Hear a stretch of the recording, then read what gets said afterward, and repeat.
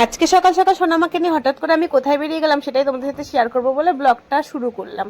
তো চলো, good morning সবাইকে। কেমন আছো? অবশ্য সরি, আমি তো ভিডিওটা অনেক দেরি করে শেয়ার করি, তাই গুড মর্নিং বলার কোনো কারণই হয় না। আর আমি কি রাহুলের সাথে ঝগড়া করে চলে এসেছি নাকি এমনি সোনামাকে নিয়ে অন্য কোথাও ঘুরতে যাচ্ছি একা একা, সেটাই তোমাদের সাথে শেয়ার করবো। তো আগে ইন্ট্রোটা দিয়ে নি। Hey guys, welcome to my channel Roy official 143। তোমরা সবাই কেমন আছো? আশা করছি তোমরা অনেক ভালো আছো, আর আমিও অনেক ভালো আছি। তো গুড মর্নিং বলার একটাই কারণ আমি ভিডিওটা অনেক সকালে শুরু করেছি আর এডিটটাও খুব তাড়াতাড়ি করছি, ওই জন্যই গুড মর্নিং বললাম তোমাদেরকে। তো দেখো, তোমার সাথে কথা বলতে বলতে আমি কিন্তু ট্রেনে উঠে গেছি, আর তোমাদেরকে কিন্তু আমি বলবো না, তোমরা ব্লগটা দেখতে থাকো যে আমি কোথায় যাচ্ছি।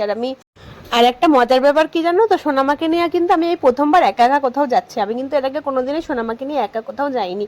আমি যখনই কোথাও বেরোই না কেন, হয় মা থাকতো না হলে রাহুল থাকতো আমার সাথে, আর ওকে কোনো সময়ই আমি কোলে নিয়ে নিয়ে ঘুরতাম না। কিন্তু আজকে পিঠে একটা ব্যাগ, আবার সোনামা আমার কোলে ছিল, আমি একা একাই ওকে নিয়ে গিয়েছি।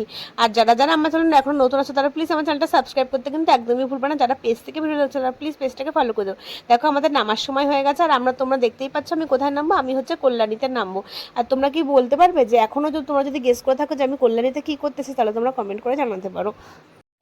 আর তোমরা হয়তো ভাবতেই পারো যে আমি একা একা কেনই বা এসেছি। তোমাদের দাদার কাজের খুব চাপ ছিল, যার কারণেও আমাকে একাই পাঠিয়ে দিয়েছে, আসতে পারিনি। ও কিন্তু বারবার ফোন করে আমার খোঁজ নিচ্ছে।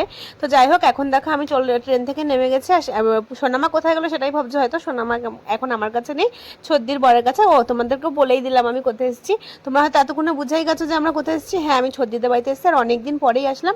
আর একটা ব্যাপার কি জানো তো, সোনামাই প্রথমবার ওর পিসি বাড়িতে আসলো, আর এখন আর ওই দেখো ছদ্দি দূরে দাঁড়িয়ে আছে, আর ছদ্দি কিন্তু এসেই পুচকে কোলে নিয়ে নিচ্ছে। তোমরা কিন্তু অনেকেই ছদ্দিকে চেনো। তো দেখতে থাকো ভিডিওটা, তোমাদের কেমন লাগলো কমেন্ট করে জানিও। দেখেছো তোমরা, ছদ্দিদের বাড়ি চলে এসেছি, আর এইটুকুই এখনের ব্লগটা এইটুকুই দিলাম। এরপরে আমরা ছদ্দিদের বাড়ি কেন এসেছি আর এসে কি কি করলাম সবকিছু পরে শেয়ার করবো। কালো আসছে, ব্রাইটনেসটা বাড়িয়ে নি। তো এগুলো সব পরে শেয়ার করব। আজকের ভিডিওটা এখানে। ভিডিওটা ভালো লাগলে একটা লাইক করতে কিন্তু একদমই ভুলো না। যারা যারা আমার চ্যানেল নতুন আছে তারা প্লিজ চ্যানেলটা সাবস্ক্রাইব করে দিও। টাটা, সবাইকে দেখা হচ্ছে নেক্সট কোনো ভিডিও। নেক্সট বলতে কি এর পরের পার্টটা কি আসছে।